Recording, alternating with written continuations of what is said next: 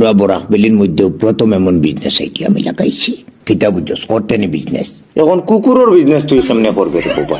তোরে আমি কিতা জিজ্ঞাসি, তুই করবে নি বিজনেস? থাকতে নি আমার লোকে। এখন কুকুরের কারবার কষাই শুনিয়া অবাক লাগে। পয়সা আইজ নাই খাইলাই যাব, এর লাগি তুই কুকুরের কারবারও লাগি জিতিনি। ইকানো কারবারের মাত কইতে কেইলো, তুই কিতা গল্লিত বুয়ে বেশি টেনে রে বাবাই। আগলস বিজনেস করতে কুকুর কিতা বেচা কিনা নি? কিনা নাই, শুধু বেচা। আমি তো কুইয়ারে একদম মিস হইলেও ডেইলি 40 থেকে 50,000 টাকার সেল লইব। কুকুর নি ফুরা বরাক ঘুরিবে লইয়া কোনোকে দামও জিকাইতো না। যে জায়গাতে একটা কুকুর থেকে এক চাকা বিস্কুটের মূল্য বেশি, ওখানে মানুষ বই রইছেন তোর টাইম থেকে কুকুর লইবা।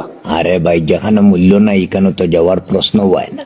আমি এমন জায়গাত কুকুর লইয়া অ্যান্টি মারতে যাই আর যেখানে একটা R15 থেকে একটা কুকুরের মূল্য বেশি। কোন জায়গা? মিজোরাম রে ভাই, বেগরও ডিমান্ড বর্তমানে। মাত্র 1 সপ্তাহ লাগবো কোটিপতি হইতে।